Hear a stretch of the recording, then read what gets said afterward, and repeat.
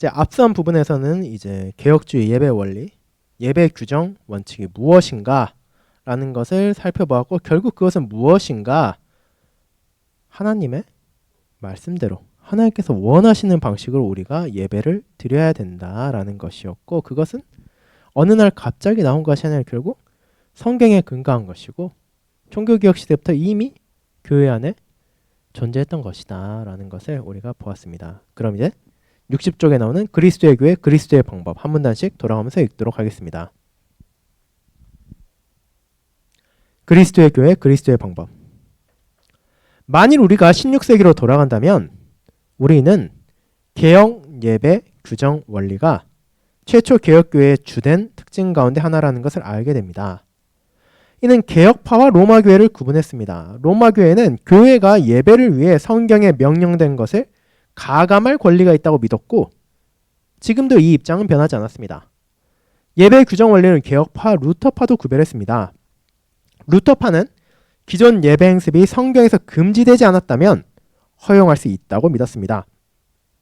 그러나 개혁파는 하나님의 말씀이 명령하고 있는 대로만 예배해야 하며 가감해서는 안 된다고 바르게 주장했습니다. 그래서 어떤 차이들이 있냐? 로마교회 같은 경우에는 교회가 예배에 무엇을 넣을지, 무엇을 뺄 것인지를 성경 외에서도 결정할 수 있다라는 거죠. 예를 들어 성경에서 하라고 했다 하더라도 교회가 봤을 때 이거는 빼는 게 합당하다 싶으면은 그 요소를 뺄 수도 있고, 성경에 사지 말라는 것이라 하더라도 교회가 결정하면 집어넣을 수 있다라는 거죠. 그게 로마교라면, 루터파 같은 경우에는 당시 이제 예배 행습 있죠. 로마교가 가지고 있던 로마교 행습 가운데 금지된 것은 이제 제외하겠지만 성경에서 구체적으로 금지하진 않았다면 그것은 허용할 수도 있다라는 입장이었습니다.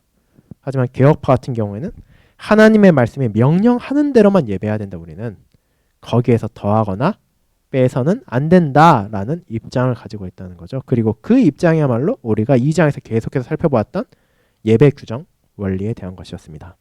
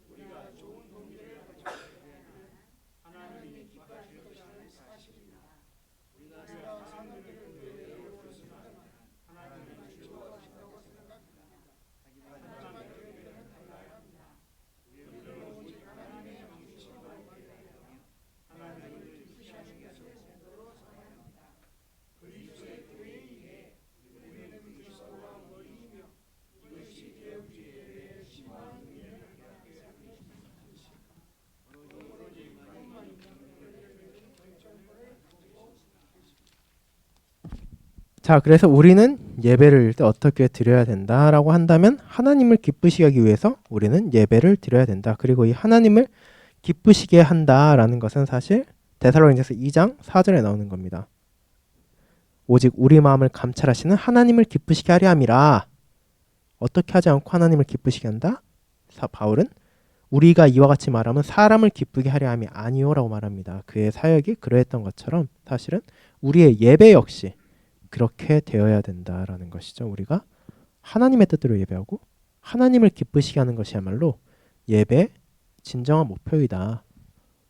결국 생각하면 너무 당연한 것일 수 있죠. 우리가 예배를 드린다는 것은 그저 내가 좋고 내가 기쁘기 위한 것이 아니라 결국 하나님을 높이고 하나님을 찬양하고 하나님의 말씀을 듣기 위한 것인데, 그 과정에서까지도 우리 마음대로 할래요, 내가 원하는 대로 하겠습니다 라고 한다면 그 관계에서 하나님이 아니라 내가 더 높다, 내가 원하는 대로 할 수 있다라는 인상을 주게 되고, 사실 그것은 아주 잘못된 것이죠. 그렇기 때문에 우리는, 그리고 개혁교회는 예배에 있어서 정말 하나님의 뜻을, 하나님께서 기뻐하시는 것을 가장 우선시해야 된다. 그것이야말로 우리의 목표가 되어야 된다라는 것으로 이제 2장 누가 주도권을 가진가 개혁주의 예배의 원리를 마쳤습니다.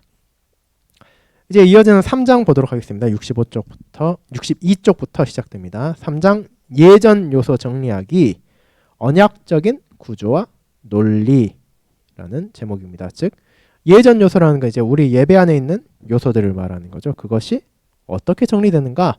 그 안에 언약적 구조와 언약적 논리가 존재하고 있다라는 것을 살펴보는 것입니다. 앞장에서 우리는 하나님이 기도와 설교, 말씀 낭독과 같은 특정 요소들을 명령하셨다고 결론 내렸습니다. 논리적으로 이어지는 질문은 우리가 이 요소들을 어떻게 정리하는지에 관한 것입니다. 이에 대답하기 위해서 우리는 성경이 하나님의 그의 백성과의 관계에 대해서 어떻게 가르치는지로 돌아가야 합니다. 그래서 앞선 부분에서 이제 요소와 상황이 있다고 분명히 말했었죠. 요소가 있고 상황이 있다. 즉 바뀌어서는 안 되는 요소가 있고 바뀔 수도 있는 상황적인 부분들이 있다라고 했을 때 그럼 그 요소들을 어떻게 정리해야 되느냐, 어떻게 우리 예배 안에서 적용해서 예배를 드려야 됩니까? 라는 내용인 거죠. 이제 그것을 대답하기 위해서 먼저 하나님과 그분의 백성과의 관계를 살펴보아야 된다라는 것입니다.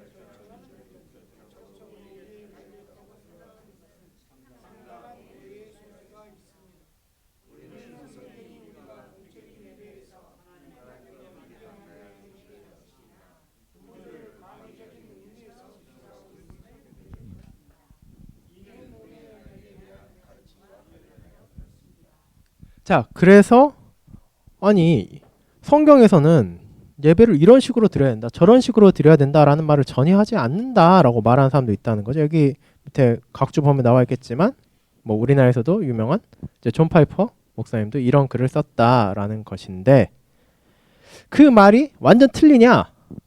완전 틀린 것은 아니네. 왜냐면은 성경 마지막에 요한계시록 다음에 예전 해가지고 예배 순서가 주르륵 나와 있진 않죠. 이렇게 예배 드려라. 구체적으로 하나하나 다 나와 있는 것은 없기 때문에 그렇습니다. 하지만 그렇다고 해서 그럼 성경이 하나님이 예배에 대해서 전혀 말하지 않으신가?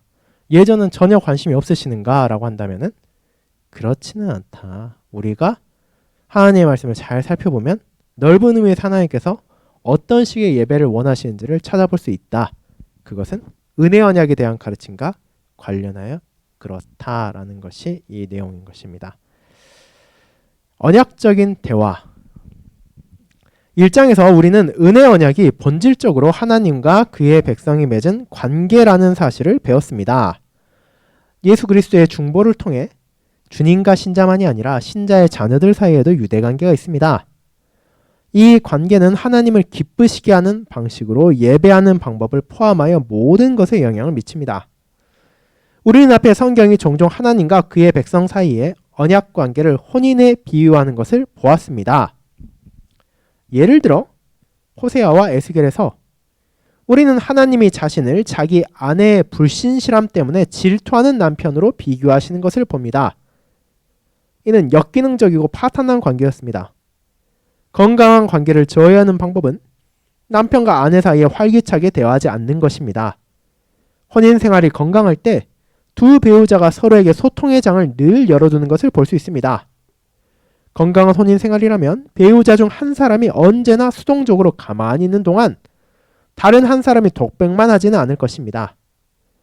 하나님은 이와 같은 관계가 상호간에 유익하게 작용할 수 있도록 설계하셨습니다. 그래서 1장에서 나온 것처럼 예배라는 것은 은혜 언약에 기반하고 있고 그럼 그 언약 관계 안에서 우리는 무엇을 깨닫게 되는가? 그 언약 안에서 서로 간에 오고 가는 대화가 중요하다라는 것을 알게 된다는 것입니다.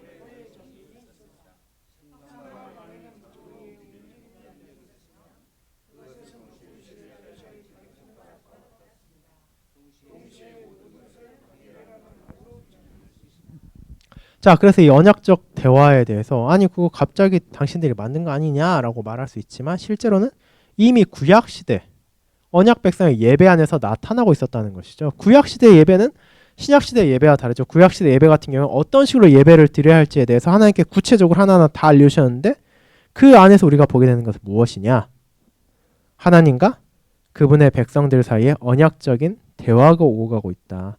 한쪽만 일방적으로 말하는 것이 아니라 오고 가는 대화가 있다. 즉 하나님께서 자신의 종을 통해 그분이 말씀하시고 그분이 행하시는 것을 보여주고 또 백성들 역시 하나님을 찬양하고 하나님께 나아가는 방향이 있었다. 그렇기 때문에 그와 같은 움직임이 구약시대 예배 안에 있었고 그를 통해 오실 메시아를 가리키고 있었다라는 것이었습니다.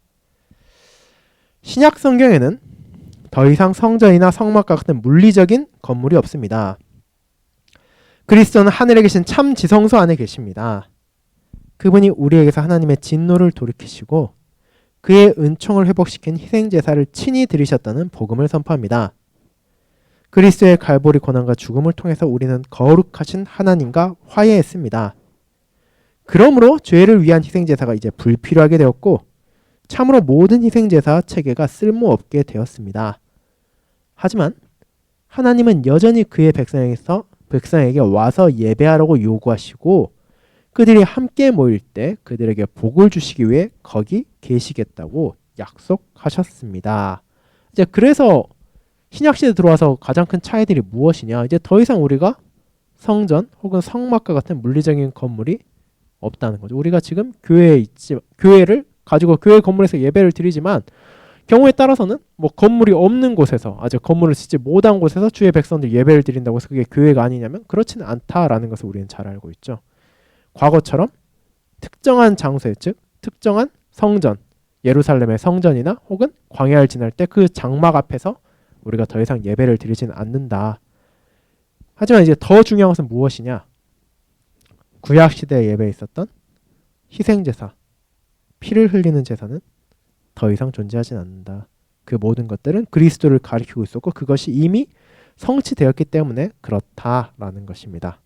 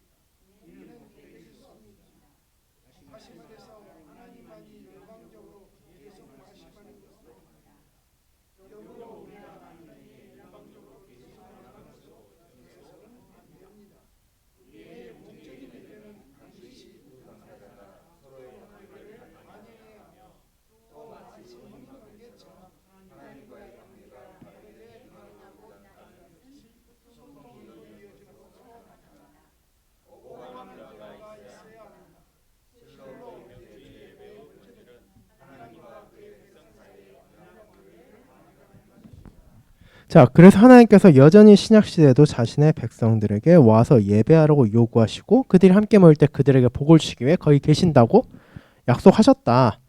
그러면 이제 그 예배는 어때야겠는가? 그 예배는 여전히 언약을 반영해야 된다. 양 방향의 의사소통이 있어야 된다는 거죠. 그러니까 무엇만 있으면 안 되냐? 예를 들어서 뭐 목사나 혹은 뭐 사역자가 나와서 계속 자기 혼자서 뭔가를 진행하고 성도들은 아무런 참여나 대화가 없는 부분이 되어서도 안 되고 반대로 설교나 이런 것들은 아주 최소화되고 사라지게 해서 계속해서 뭐 찬양만 부르고 기도만 하면 그건 바른가? 그것도 그렇지 않다. 그 안에서 하나님과 그 백성 사이에 오고 가는 대화가 있어야 된다라는 것을 우리가 보게 된다는 거죠. 이제 언약적인 논리 부분을 보도록 하겠습니다. 하나님이 정하신 예배 요소들을 조직하는 것은 언약 관계에 내재된 대화를 반영할 뿐만 아니라 우리가 논리라고 부를 수 있는 바를 반영하는 것이기도 합니다. 논리라는 말로 저는 언약 관계에 내장된 흐름 또는 합리성이 있음을 가리킵니다.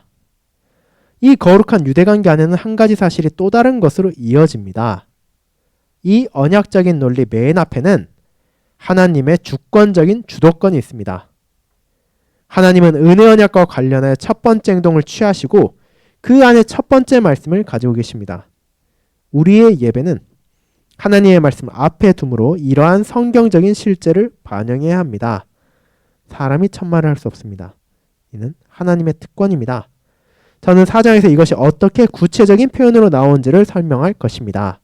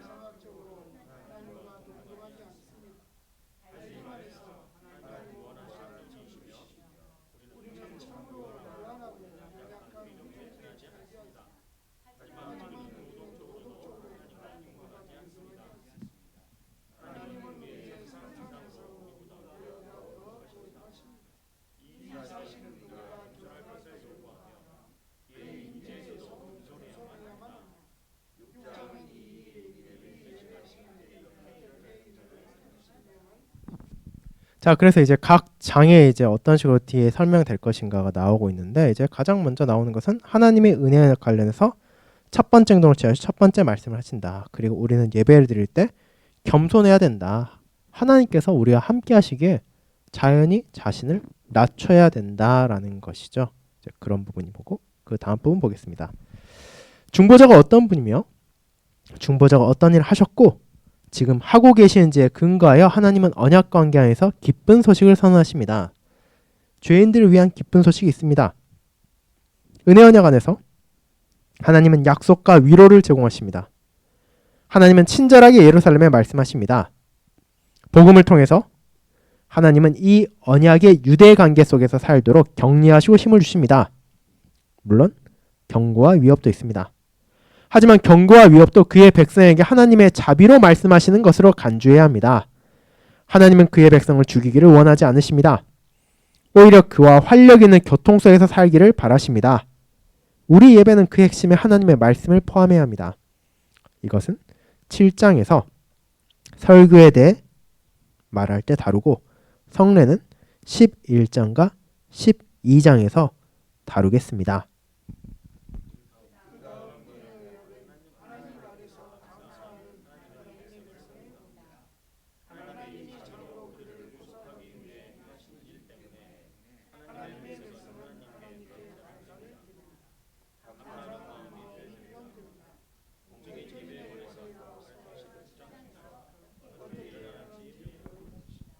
마지막으로 이 언약 논리의 끝에는 다시 하나님이 계십니다. 하나님은 알파와 오메가요 처음과 나중이십니다.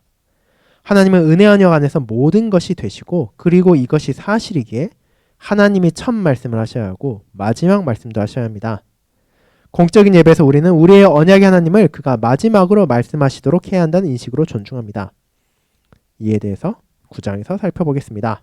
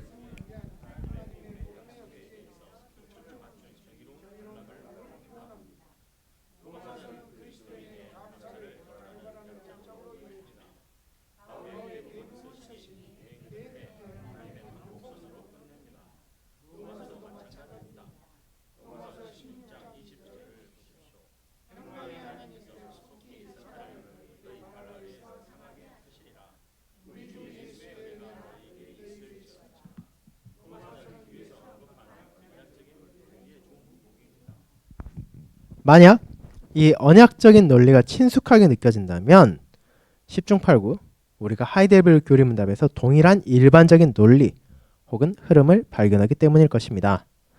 다른 분들이 지적한 바와 같이 명백하고도 수월하며 분명하진 않는다곤 하더라도 이 교리문답은 언약적인 구조 혹은 흐름을 갖고 있습니다.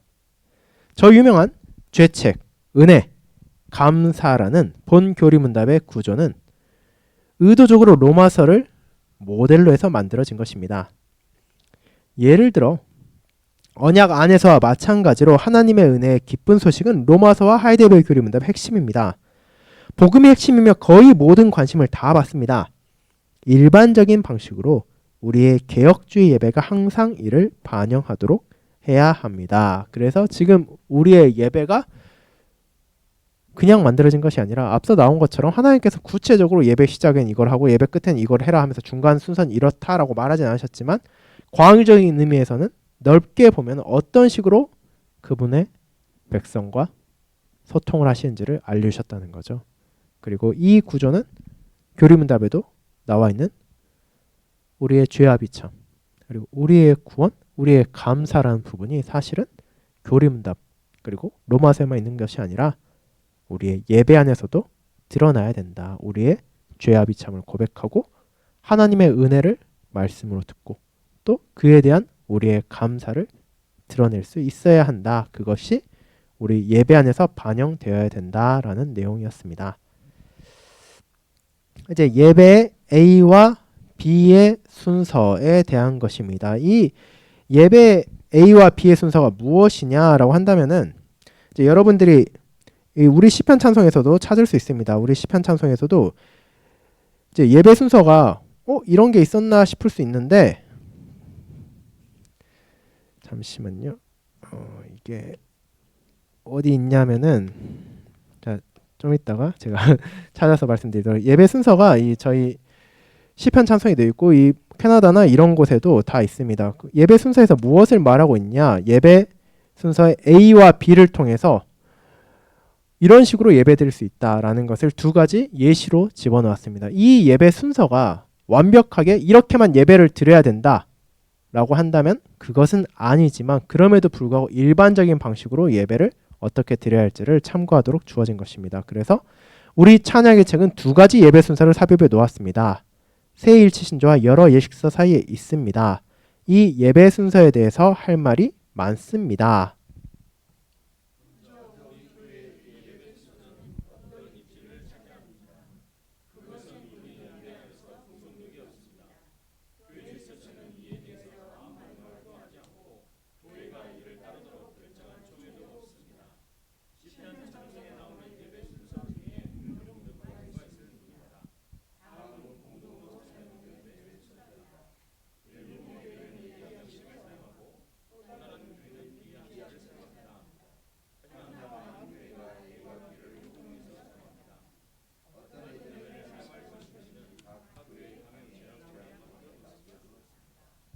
자, 그래서 우리 시편 찬송 670쪽부터 673쪽에 나와 있습니다. 670쪽 보면은 670쪽, 671쪽에 오전 예배 순서, 오후 예배 순서가 있고 672쪽, 673쪽에는 오전 예배 순서, 오후 예배 순서 비안이 있습니다. 이 안들이 있는데 여기 나온 것처럼 그것을 구속력을 가져서 이렇게만 예배를 드려라 라고 하진 않지만 이 언약적인 대화의 틀로서 예배 순서를 나타내고 있고 그것을 한 양식을 쓰기도 하고 혹은 혼용해서 쓸 수도 있다 라는 것이 여기 나와 있는 것입니다.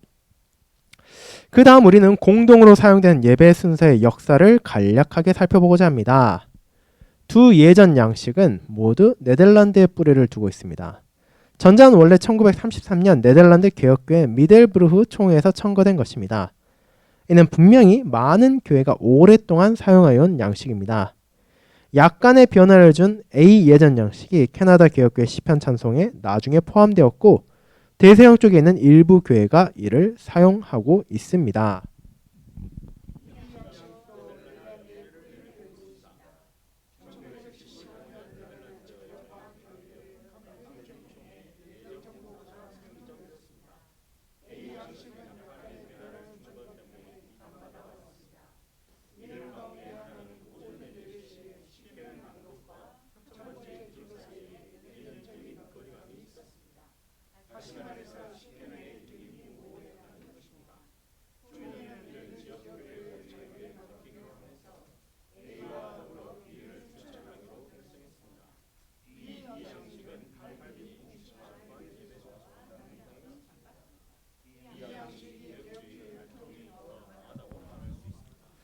자, 그래서 예배 순서 얼핏 보면은 뭐 A나 B나 뭐 별 차이가 없다라고 생각할 수도 있는데 생각보다 세심한 순서에서도 차이가 나고 그 순서 차이 나는 게 아니 뭐 그럴 수도 있지라고 생각할 수도 있지만 이 언약적인 대화 구조를 살펴본다면은 그렇게 가볍게 넘어갈 수는 없는 것이 있다라는 것이죠. 그래서 이 B 양식이 조금 더 개혁주의 혈통이 강하다고 볼 수 있고 또 우리 예배에도 이 B 양식이 더 강하게 들어가 있습니다. 이 B 양식 그대로 100% 쓴다까지는 아니지만 그럼에도 불구하고 B 쪽을 더 쓰고 있다.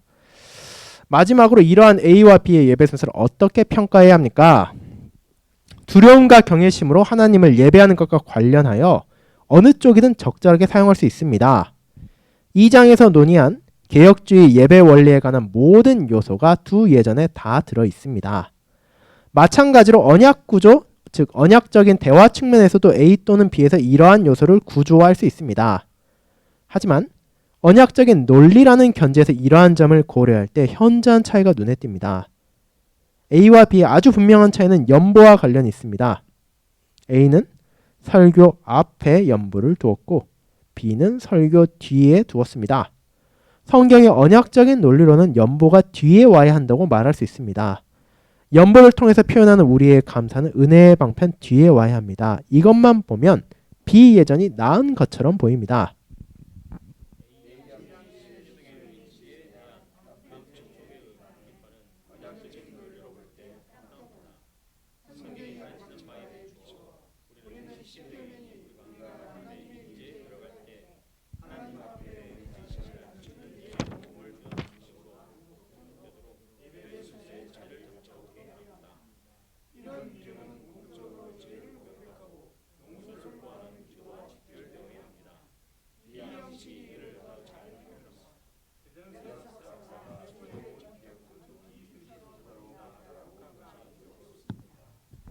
이것이 더 성경적이기에 최고의 개혁 전통이라고 했다면 더 좋았을 것입니다. 그러나 언약 논리에 있어서 A 양식, B 양식 모두 부족한 점이 있습니다. 유감스럽게도 이 두 양식 모두 사람으로 시작합니다. 시편 134편 8절에 나오는 우리의 신앙 고백인 서원으로 시작합니다. 우리가 본 바처럼 언약의 성경적인 논리는 하나님이 예배에서 먼저 말씀하셔야 할 주도권을 가지고 계십니다. 다음 장에서 예배의 부름을 살펴볼 때 이에 대해서 더 논의하겠습니다. 이거 시편 124편인데 오타 나왔네요. 네, 죄송합니다. 자, 그러면 이제 여러분 이제 최근 들어 뭔가 좀 저희 교회 예전에서 약간 바뀐 거 느끼실 수 있을 텐데 제가 오전 예배 시작할 때 그 전에 하던 시편 124편 8절 앞에서 성경 구절을 하나씩 읽는 것을 하고 있죠. 이게 뭐 꼭 넣어야 된다. 혹은 넣을 수 없다라는 것은 아니고 이제 교회마다 재량에 따라 할 수 있는 부분입니다. 그것을 이제 저도 이 책 번역하고 또 공부하면서 이게 들어가는 것이 더 언약적인 구조에서 합당하겠다 생각해서 이제 매 주일 오전 예배부터 일단 시작하고 있는데 오전 예배 시작할 때 성경 한 구절 통해서 예배 부름을 하고 이제 그리고 이어지는 게 이제 서원을 사용하고 있는 거지. 우리 시편 찬송에서는 이제 A 예전, B 예전 다 이 시작을 부름이라고 하고 돼 있는데 사실 이 부름은 아니고 이건 서원에 가깝습니다. 왜냐하면은 그 서원하는 거죠. 사실은 우리의 도움은 천지를 지으신 여호와 이름에 있도다라는 것은 물론 하나님의 말씀을 우리가 말하는 거지만 그 내용에 있어서는 하나님께서 우리에게 말씀하시는 것이 아니라 우리가 하나님의 말씀에 대한 응답을 어떻게 하는가, 우리가 정말로 하나님만 의지하며 이 예배를 드리고 또 이 삶을 살아가겠습니다라는 서원에 가깝기 때문에 이 서원에 앞서서 이제 하나님의 우리를 부르시는 예배 부름을 넣는 것이 더 바람직한 것으로 보인다라고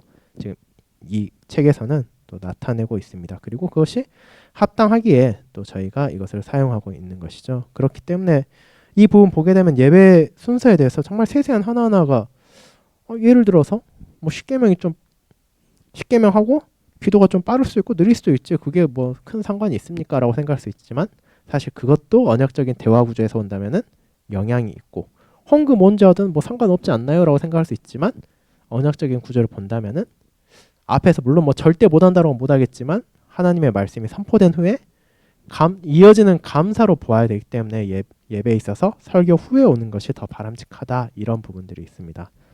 그래서 지금 이렇게 예배 순서의 하나하나 지금 살펴보고 있고 지금 이 3장에서 하는 건 예배 순서에 관한 것이고 이제 4장 넘어가면 이제 구체적으로 그 예배 순서의 하나하나의 의미가 무엇인지, 그것을 어떤 것에 근거하고 있고 또 우리가 어떤 식으로 항해한 것이 바른 것인지를 또 살펴보도록 하겠습니다. 그래서 이제 이 기쁘시게 할 목적으로를 공부하는 이유가 무엇이냐, 뭐 공부할 다른 책들도 분명히 많이 있는데 왜 이걸 하느냐라고 할 때는 우리가 예배를 드릴 때 분명히 개혁주의 예배가 다른 곳의 예배와 좀 다른 것 같은데요, 이상한 것 같은데요 라고 생각할 수 있습니다. 왜냐하면 실제로 다르니까요. 근데 거기에 설명할 때 그저 개혁주의는 이렇게 한답니다 라고 하는 게 아니라 이것이 더 성경적으로 바른 방식이기 때문에 이렇게 합니다. 그리고 그것은 지금 우리가 공부하고 있는 이 책을 통해서 함께 배웠습니다 라고 나눌 수 있기를 또 바랍니다.